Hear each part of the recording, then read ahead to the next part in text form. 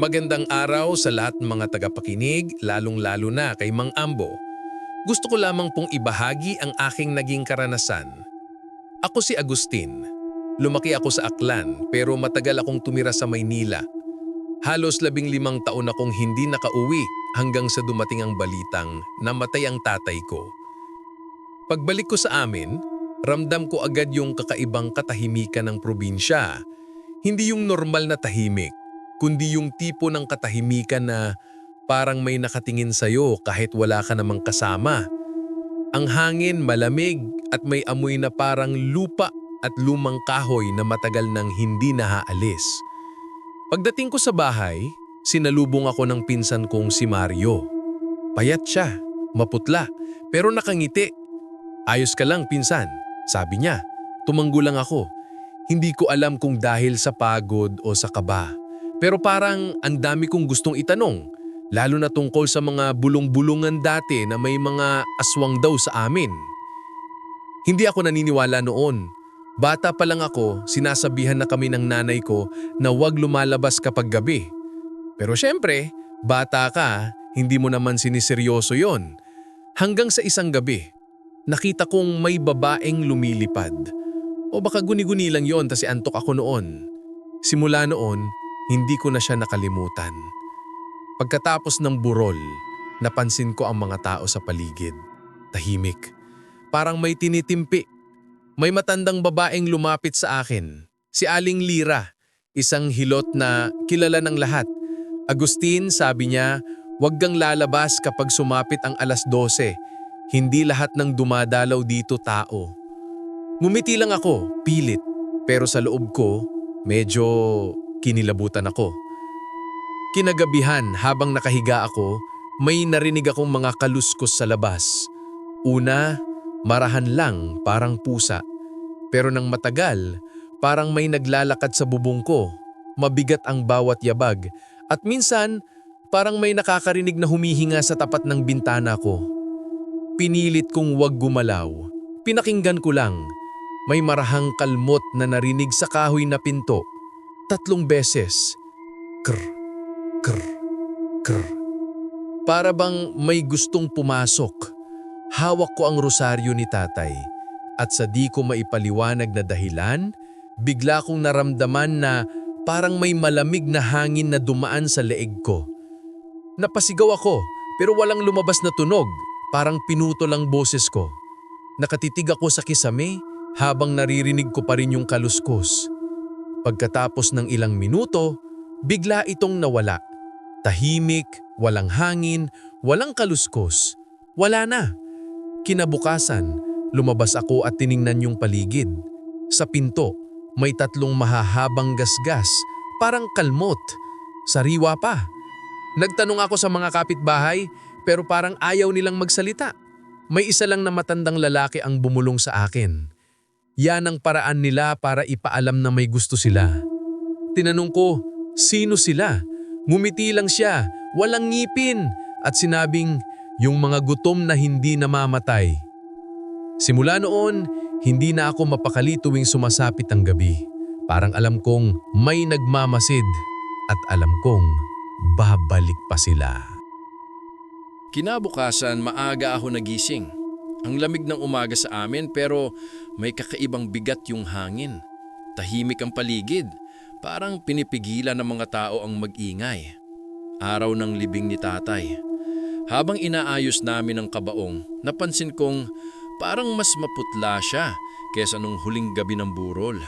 Parang may nawala. Hindi lang dugo, kundi buhay.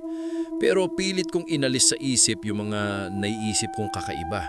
Baka pagod lang ako. Dumating ang ilang kamag-anak. May mga hindi ko nakilala. Puro matatanda at karanihan ay hindi umiimik. May isang lalaking payat, maputla at tila hindi lumalakad ng normal. Parang dumudulas lang sa lupa.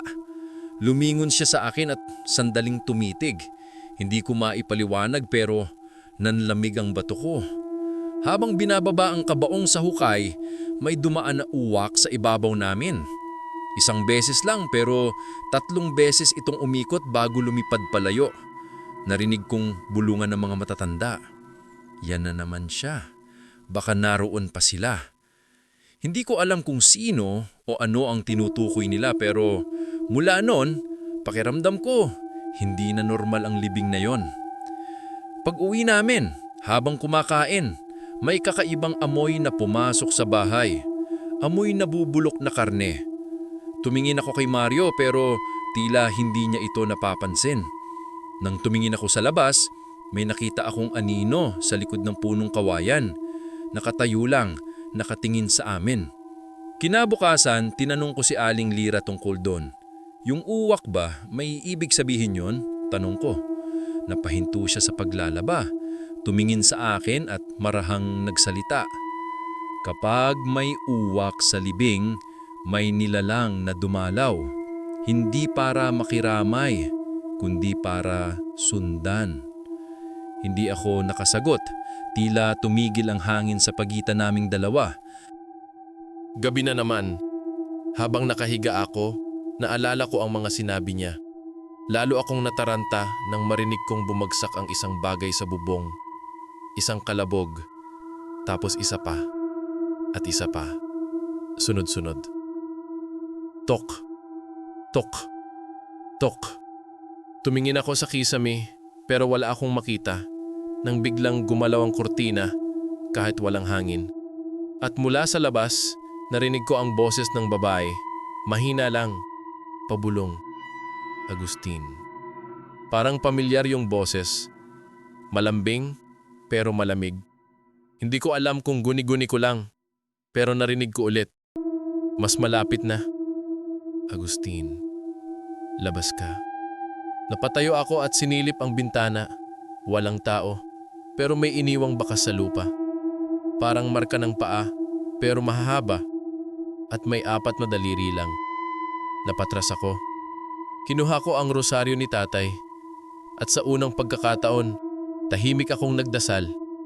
Hindi ko alam kung panaginip yung lahat o totoo, pero nang tumingin ako ulit sa labas, may nakabitin sa sanga ng punong kawayan. Isang uwak, patay. At sa ilalim nito, may dugo ang kamay na tila bagong hinukay mula sa lupa. Hindi ko alam kung kanino, pero alam kong may babalayon. At alam kong hindi pa tapos. Pagkatapos nung gabing yon, halos hindi ako nakatulog. Tuwing pipikit ako, naririnig ko pa rin yung boses ng babae sa labas. Minsan, parang nasa tenga ko lang siya. Mahina, pero malinaw. Agustin. Kinaumagahan, nagpa siya akong huwag munang lumabas ng bahay. Pero si Mario, maaga nang umalis. Sabi niya, may aasikasuhin lang sa palengke. Napansin kong hindi siya tumingin sa akin habang umaalis. Para bang may iniiwasan. Habang nagwawalis ako sa likod bahay, naamoy kong muli yung pamilyar na amoy, nabubulok na karne.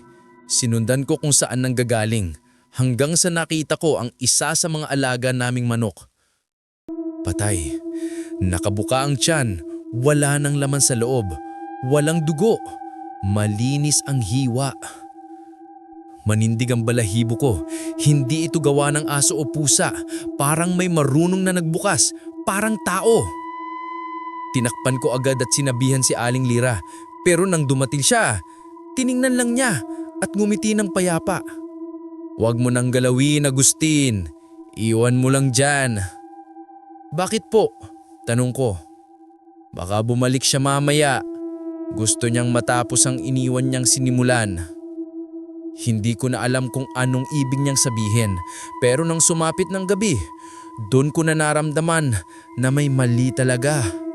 Habang kumakain ako, napansin kong may kaluskos sa bubong. Dahan-dahan kong tinignan ng kisame, parang may gumagapang. Tapos, may bumagsak na patak ng likido. Inakala kong ulan, pero nang dampian ng ilaw, pula ito. Dugo. Tumayo ako at dahan-dahang lumabas. Pagtingin ko sa labas ng bahay, nakita kong may anino sa may puno. Matangkad, payat, nakayuko, hindi gumagalaw, nakatitig lang sa akin. Sinindihan ko ang flashlight. Sa loob ng isang segundo, nakita ko ang mukha niya. Maputla. May mahahabang kuko at ang mga mata dilaw, parang mata ng hayop. Pero bago ko pa maaninag ng buo, bigla siyang naglaho sa dilim. Kinabukasan, pinilit kong kalmahin ang sarili ko. Baka pagod lang, baka guni-guni lang. Pero nang dumating si Mario, may napansin akong kakaiba sa kanya. May dugo sa manggas niya. Tinanong ko, anong nangyari sa'yo? Gumiti lang siya, sabay sabi, wala to, baboy lang yan. Pero habang nagsasalita siya, napansin kong nanginginig ang mga daliri niya. At sa ilalim ng kuko, may natirang itim na balat. Parang nasunog, parang hindi sa hayop. Pagkalipas ng ilang araw, sunod-sunod na may namamatay na alagang hayop sa paligid. Manok, baboy, pati aso, lahat pare-pareho ang kalagayan. Wala nang laman sa loob, pero walang bakas ng dugo. Ang mga kapitbahay, nagsisimulang magbulungan. Baka bumalik na naman sila. May bagong nakikitira dito, di ba? Baka siyang dinadalawan. Hindi ko alam kung ako ang tinutukoy nila. Pero gabi-gabi, nararamdaman kong parang may mata sa dilim na nakatutok sa akin. Hanggang isang gabi, habang nasa kusina ako, may narinig akong tinig mula sa labas ng bintana. Mahina, halos bulong lang. Hindi lahat ng kasama mo, tao. Paglingon ko, wala na naman. Pero sa salamin sa tapat ko, may refleksyong dumaan. Isang muka, maputla. May ngiti na punit hanggang pisngi. At doon ko lang naisip, baka hindi ako pinagmamasdan ng mga halimaw. Baka kasama ko na sila. Pagkatapos ng mga gabing yun, halos hindi na ako mapakali. Parang may bumubulong sa isip ko tuwing tatahimik ang paligid. Hindi ko alam kung guni-guni lang o kung may sumusubok ng pumasok sa isipan ko. Isang tanghali, nagpunta ako kay Aling Lira. Tahimik ang bahay niya. Luma na, gawa sa kawayan at pawid. Sa labas, may mga palawit na tuyong dahon, bawang at isang lumang bote ng langis. Hindi ko alam kung para saan, pero iba ang pakiramdam ko pagdating pa lang. Agustin, sabi niya kahit hindi pa ako kumakatok. Alam kong darating ka. Tumigil ako sa pinto. Paano niyo po nalaman? Ngumiti lang siya. Kapag nararamdaman mo na ang lamig sa ilalim ng balat, ibig sabihing nakapasok na sila sa paligid mo. Hindi mo sila nakikita, pero naroon sila. Hindi ako agad nakasagot. Pinaupo niya ako at binigyan ng mainit na tsaa. Habang umuusok yun sa tasa, sinabi niya, hindi lahat ng aswang halimaw. May mga nilalang na pinili ang dilim, pero may ilan din na pinilit lang mabuhay. Tiningnan ko siya. Anong ibig niyong sabihin? Lumapit siya sa lumang aparador at may kinuha, isang maliit na bato. Kulay abo at parang may mga ukit ng simbolo. Yan, sabi niya, ang tinatawag naming batong bantay. Pwedeng pananggalang, pwedeng panawagan. Depende kung sino ang hahawak. Inabot niya sa akin. Mainit ito sa kamay, parang buhay. Bakit niyo po binibigay sa akin? Dahil nakamarka ka na. Sabi niya, diretsyong diretso. Noong gabi ng libing, may sumunod sa'yo at gusto kanyang makuha. Bigla akong kinilabutan. Bakit ako? Hindi ikaw ang gusto niya. Sagot ni Aling Lira. Ang gusto niya yung laman mo dahil may dugo kang hindi mo alam na minana mo. Hindi ko na itanong kung anong ibig niyang sabihin. Basta't pinayuhan niya ako. Kapag may narinig kang kaluskos, huwag kang gagalaw. Hawakan mo lang yan. At kapag naamoy mo na naman yung amoy ng nabubulok, huminga ka ng malalim kasi ibig sabihin malapit na siya.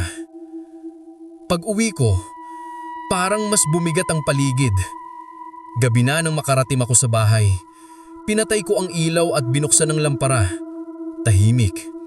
walang kaluskos. Pero maya-maya, biglang lumamig ang hangin. Bumukas ang bintana kahit sarado. Tapos narinig ko ulit, 3 kalmot sa pinto. Krr, krr, krr. Hawak ko yung batong bigay ni Aling Lira.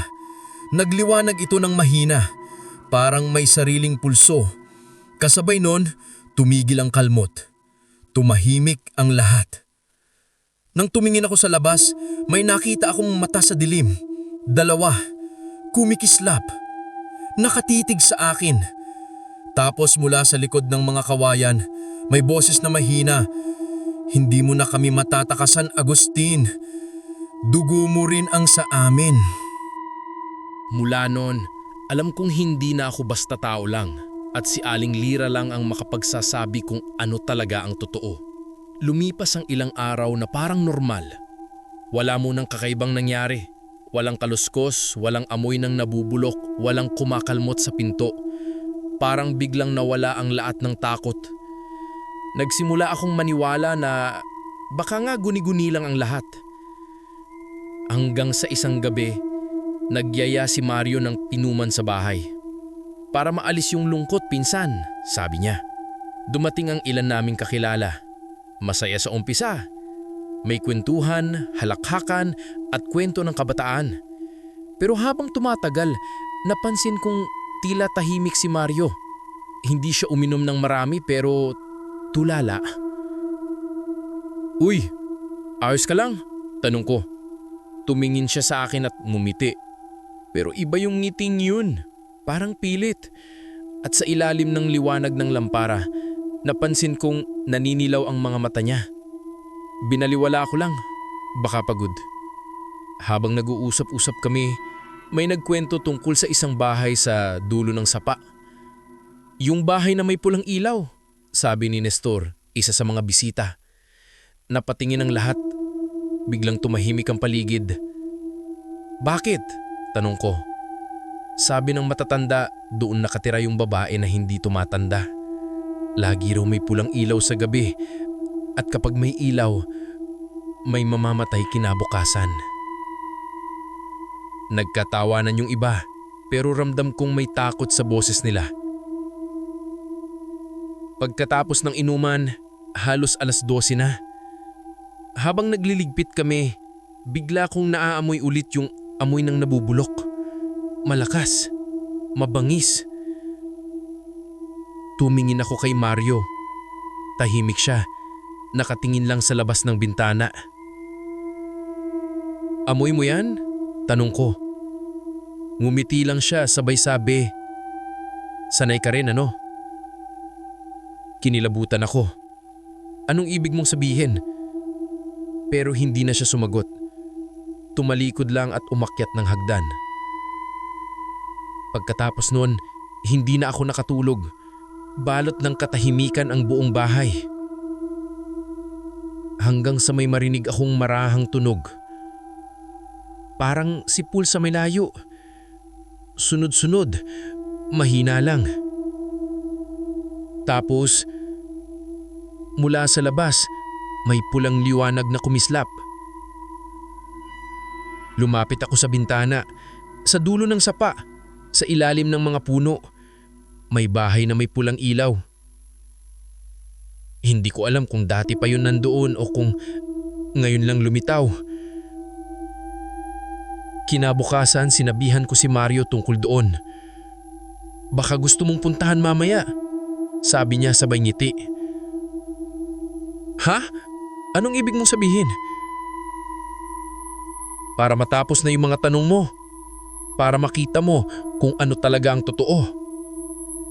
Hindi ko alam kung nagbibiro siya o hindi, pero nang sumapit ang gabi, natagpuan kong nag-aabang na siya sa may daan, may hawak na lampara. Handa ka na? Tanong niya. Tumunggo ako kahit hindi ko alam kung bakit ako pumayag. At sa bawat hakbang namin papunta sa sapa, pakiramdam kong mas lumalakas yung amoy ng dugo at nabubulok na karne. Hanggang sa makarating kami sa tapat ng bahay na may pulang ilaw. Tahimik, wala ni isang ingay. Pero mula sa loob, may narinig akong mararahang pag-unggol. Hindi tao, hindi rin hayop. Tumingin sa akin si Mario. Iyan ang totoo, Agustin. Iyan ang nilalang na gumigising sa gabi.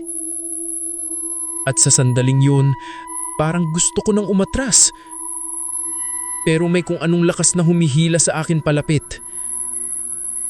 At nang silipin ko sa bintana, nakita ko kung ano ang hindi ko na makakalimutan habang buhay. Nakatayo kami ni Mario sa tapat ng bahay. Gawa ito sa lumang kahoy. Halos madurog na sa kalumaan. Pero ang kakaiba, sa loob, may liwanag na pula. Hindi ilaw ng lampara, kundi parang apoy na may dugo. Tahimik. Ang taning maririnig lang ay yung pagpitik ng apoy sa loob at ang pag-aspas ng dahon sa paligid. Ang hangin, malamig, pero pawis na pawis ako. Tumingin ako kay Mario. Sigurado ka ba rito? Ngumiti siya. Matagal ko nang gustong makita to ulit. Hindi ko alam kung anong ibig niyang sabihin, pero bago pa ako makapagtanong, binuksan na niya ang gate. Lumang kalawangin na bakal. Karak. Umalingaw-ngaw sa buong paligid ang tunog. Dahan-dahan kaming lumapit sa bintana. Sa loob, may nakita akong babae. Mahaba ang buhok, abot baywang at nakatalikod. Nakaupo sa sahig, tila may ginagalaw. Naisip ko, baka may inaalaga ang hayop. Pero nang lumapit ako, napansin kong pula ang sahig at kumikintab. Dugo. Nanginginig akong sumilip at doon ko nakita may nilalapa siyang isang bagay. Hindi ko agad nakilala pero nang umangat yung ulo niya, napansin kong kamay yun. Kamay ng tao. Nanigas ako. Narinig ko si Mario na bumuntong hininga. Hindi siya tao, Agustin. Hindi siya tao. Bigla akong napaatras at natabig ko ang kahoy sa gilid. Tok! Tumigil yung babae. Dahan-dahan siyang tumingin sa direksyon namin. Sa ilaw ng apoy, nakita ko ang mukha niya. Maputla, manipis ang balat at ang mga mata puro puti. Ang bibig niya punong-puno ng dugo. Pero nakangiti. May bisita pala tayo. Bulong niya, sabay tayo. Hindi ako makagalaw. Gusto kong pumakbo pero hindi ko alam kung saan. Hinila ako ni Mario. Takbo! Sigaw niya. Tumakbo kami pabalik sa daan habang naririnig naming bumukas ang pinto sa likod. Mula sa dilim, may tunog ng mga kuko sa lupa. Tik, tik, tik. Tumigil kami saglit pero si Mario biglang huminto. Bumalik ka! Sabi ko. Hindi ko siya pwedeng takasan. Kailangan kong tapusin to. Bago pa ako makasagot, bigla siyang lumakad pabalik. Mario! Anong ginagawa mo? Sigaw ko. Pero hindi siya lumingon. Nakita ko siyang pumasok muli sa bahay. Ilang segundo lang, narinig ko ang sigaw niya. Malakas, parang may pinunit na laman. Sumunod ang katahimikan. Tumakbo ako ng tumakbo hanggang makabalik ako sa bahay. Pagdating ko, hingal na hingal ako. Sinubukan kong tawagan ang pangalan niya pero walang sagot. Lumipas ang magdamag pero hindi siya umuwi. Kinabukasan, binalikan namin ang bahay. Wala na ang pulang ilaw, sarado na lahat ng pinto, parang walang nakatira. Pero sa sahig, may naiwan. Isang piraso ng manggas ng damit ni Mario, punit at may bahid ng dugo. Mula noon, gabi-gabi, naririnig ko sa may gubat ang sigaw ng isang lalaki. Minsan, mahina. Minsan, parang tawag, Agustin! At minsan, sa pagitan ng sigaw na yon, may ibang boses na sumasabay. Boses ng babae. Wala na siya, Agustin. Ikaw naman. Simula noong gabing yon, parang wala nang normal sa paligid. Kahit araw, pakiramdam ko gabi pa rin. Tahimik ang mga tao.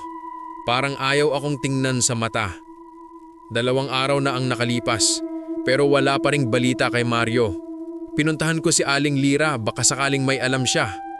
Pagdating ko sa bahay niya, nakaupo siya sa harap, tila may hinihintay. "Aling Lira," sabi ko, "nawawala si Mario." Tumingin siya sa akin, hindi nagulat. "Alam ko." "Paano nyo?" "Dahil narinig ko kagabi. Narinig ko yung pag-iyak ng mga puno." Hindi ako nakasagot. Umupo ako sa tapat niya. "May nangyari sa bahay na yon, may babae." "Alam ko rin yan," putol niya sa akin. "Hindi mo dapat sinindan siya. Binuksan mo ang daan, Agustin." "Anong daan?" Tamong ko. "Ang pagitan ng buhay at dilim." Sagot niya. "Noong gabi ng libing ng ama mo, hindi lang tao ang dumalaw. May isang nilalang na naghahanap ng katawan.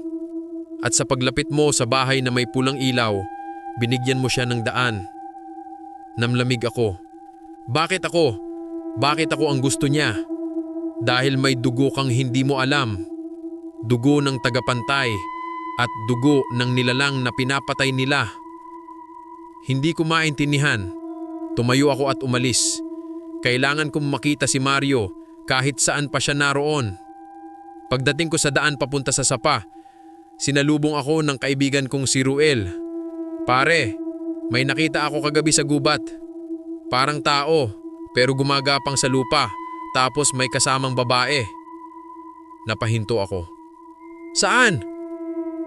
"Ipapakita ko sa iyo." Dumilim na nang makarating kami sa gubat. Ang hangin malamig at yung amoy ng nabubulok, bumabalik. "Dito yan," sabi ni Ruel, sabay turo sa lumang puno. Walang tao, pero sa lupa may bakas ng paa. Mahahaba, may 4 na daliri. Sa tabi nito may punit na tela, manggas, kay Mario. Nang yumuko si Ruel para tignan, bigla siyang tumigil. "Pare," bulhong niya, "may gumagalaw sa ilalim." Bago pa ako makalapit, biglang bumuka ang lupa. May kamay na lumabas. Maitim, mahaba ang kuko. Hinila si Ruel pababa. "Ruel!" Sigaw ko. Hinila ko siya, pero sobrang lakas ng humihila sa kanya sa ilalim. Naririnig ko ang sigaw niya, tapos biglang nawala. Tahimik. Ang natira lang yung amoy ng dugo at yung mga yabag na palayo sa dilim. Tumakbo ako pabalik sa bahay ni Aling Lira. "Ruel! Kinuha nila si Ruel!" Sigaw ko. Ngumiti lang siya ng mapait. "Sinabi ko na sa iyo, Agustin, binuksan mo ang daan at habang bukas yan, isa-isa silang kukunin." "Paano ko isasara?" tanong ko. Tumingin siya sa akin. "Kailangan mong harapin kung sino ka." "Ano ibig niyong sabihin?" "Hindi mo pa naiintindihan. Hindi ka ordinaryong tao. Dugo mo ang susi." Paglingon ko sa labas, may nakita akong anino sa dulo ng daan. Matangkad, payat, nakatayo lang, nakatingin sa amin. At sa katahimikan ng gabi, narinig kong muli yung boses ng babae. "Agustin, nakaisa na ako. Ikaw naman."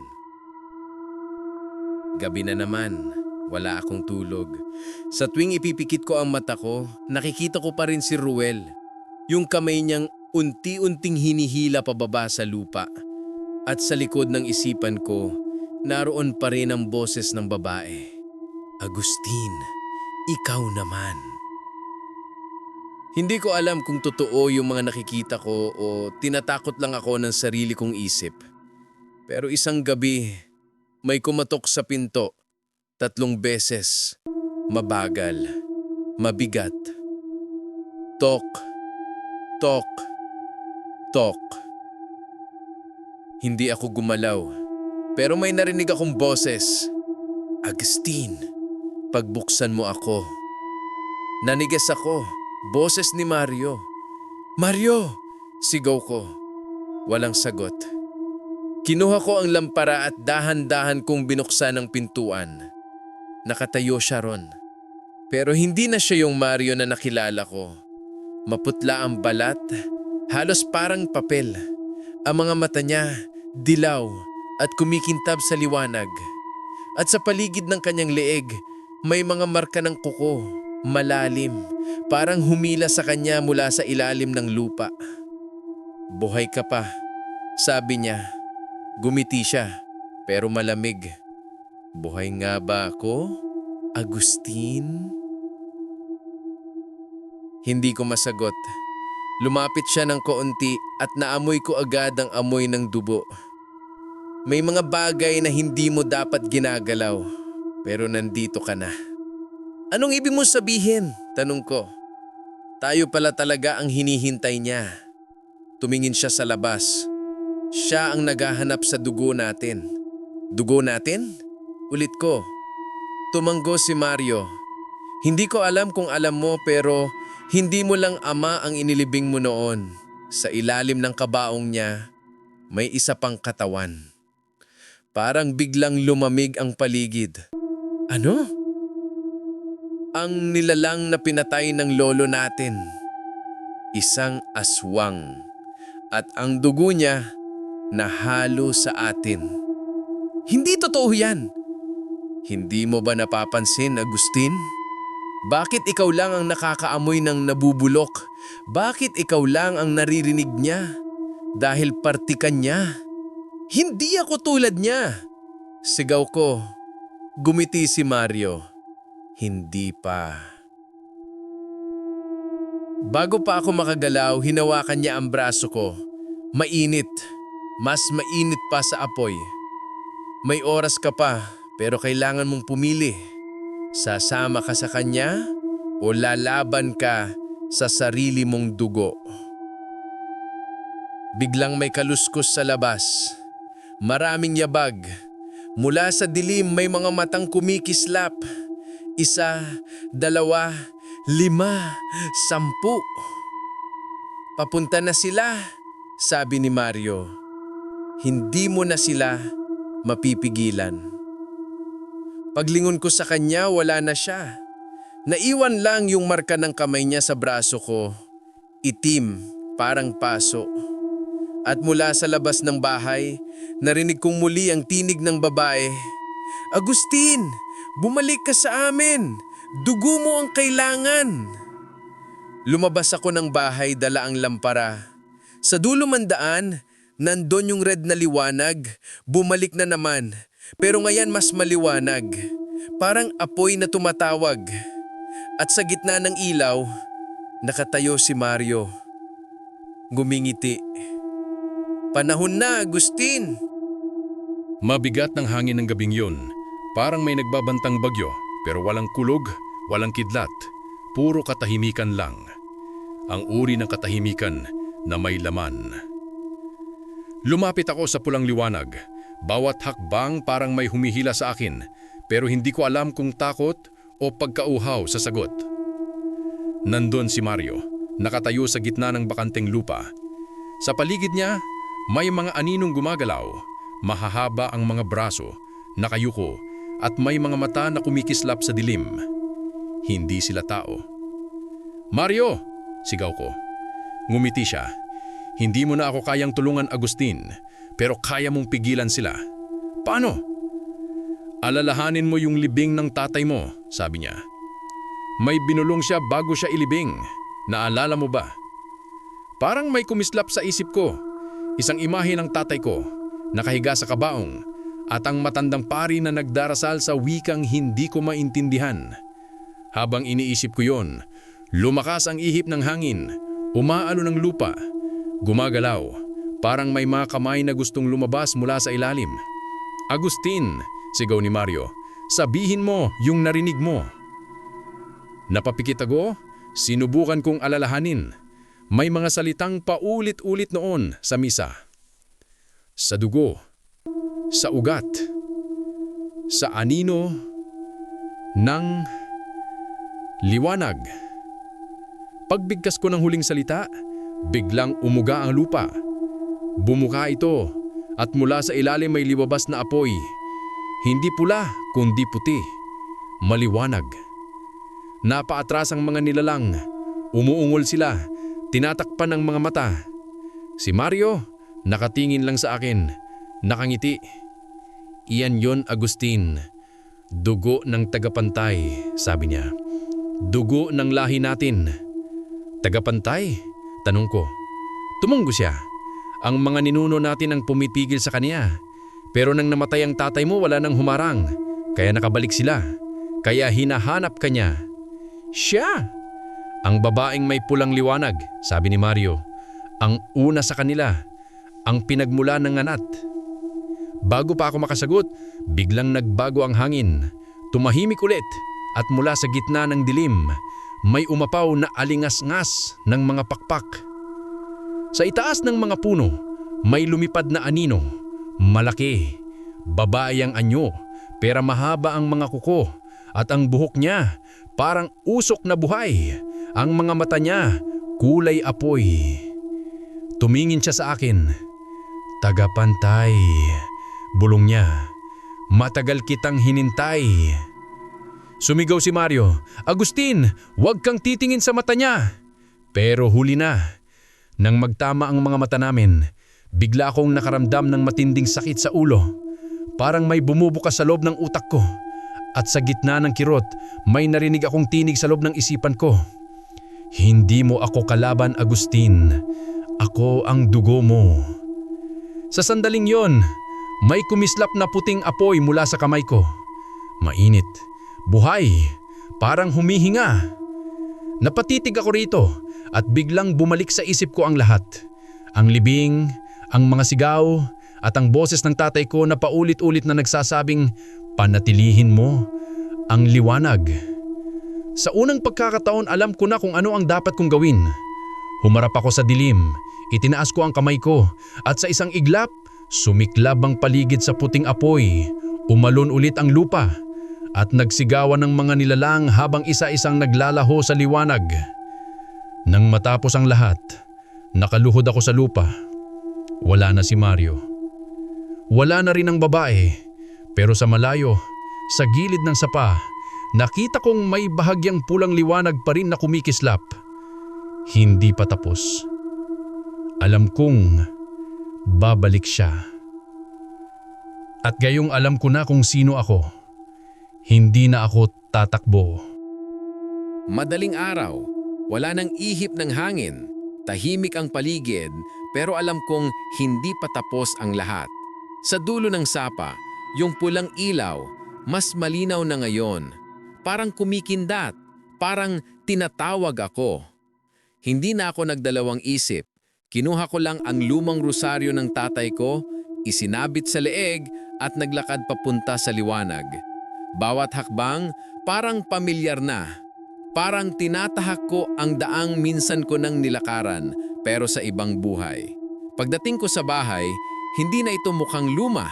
Ang kahoy nito parang bagong gawa at sa loob may amoy ng insenso at dugo. Agustin. Boses yon ng babae. Malambing pero may laman. Pagpasok ko, nandun siya. Nakaupo sa sahig, sa gitna ng mga bilog na bato. Maganda siya. Hindi yung halimaw na nakita ko dati. Maputi ang balat, mahaba ang buhok at ang mga mata pulang-pula pero malungkot. Ako si Luwalhati, sabi niya. Ang una sa kanila.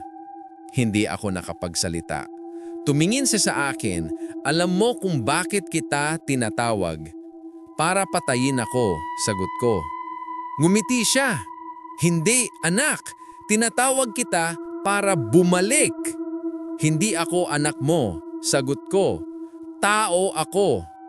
Hindi ka tao, Agustin. Kalahati ka sa akin.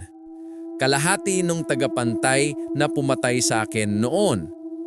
Parang may sumabog sa loob ko sa narinig kong iyon. Ibig mong sabihin, ang ama ko? Ang ama mo ang huling tagapantay. Pero pinatay niya ang ina mong nilalang para protektahan ang mundo ng tao. Pero bago niya ako pinugutan, tinawag ko ang dugo ko pabalik sa iyo. Lumapit siya.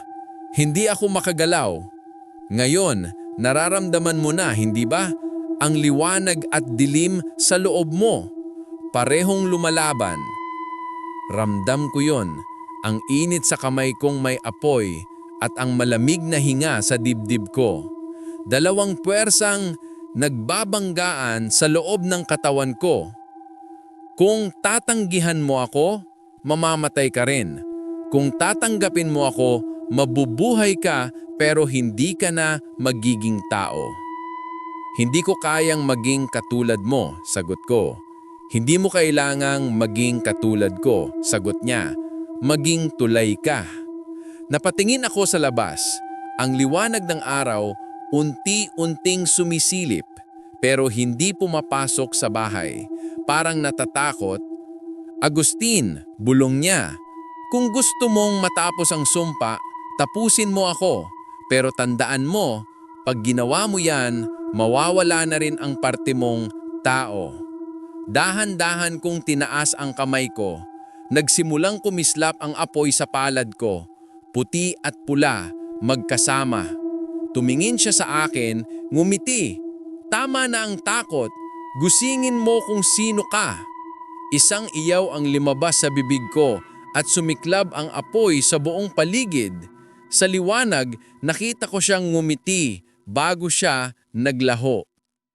Nang mawala ang lahat, ako na lang ang natira. Sa gitna ng abo, nakatayo ako. Ang mga sugat ko nagsara. Ang mga mata ko may bahid ng pula at putik. Sa unang pagkakataon, tahimik ang aklan. Wala nang sigaw, wala nang halakak sa dilim. Pero sa malayo, sa ilalim ng sapa, may kumikislap na maliliit na apoy. Parang mga matang nagmamasdan. Alam kong hindi pa tapos.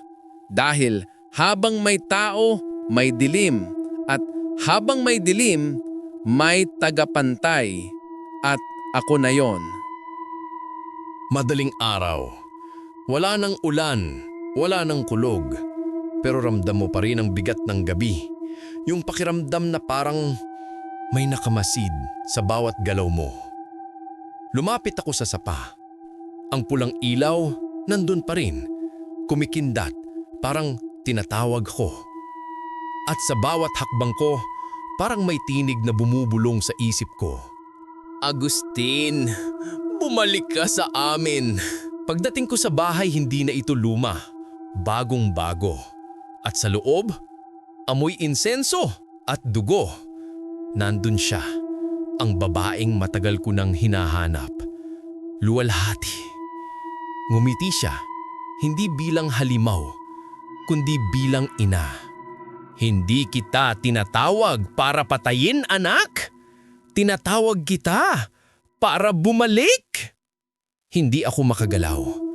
Nararamdaman kong may dalawang puwersa sa loob ko. Liwanag at dilim. Parang nagbabanggaan ng apoy at yelo sa laman ko. Kung gusto mong matapos ang sumpa, tapusin mo ko. Pero tandaan mo, Agustin, kapag ginawa mo yan, hindi ka na magiging tao. Tinaas ko ang kamay ko. Ang apoy, puti at pula. Magkasama. Ang mga mata niya nakangiti. At sa huling pagkakataon, narinig ko ang boses niya. Gisingin mo kung sino ka. Isang puting liwanag ang sumabog. At nang maglaho ang lahat, ako na lang ang natira. Tahimik ang aklan. Wala nang sigaw, wala nang halahak sa dilim. Pero sa dulo ng sapa, may kumikislap na mga apoy. Maliliit, parang mga matang nagmamasid. Alam kong hindi pa tapos. Dahil bawat may tao, may dilim. At habang may dilim, may tagapantay.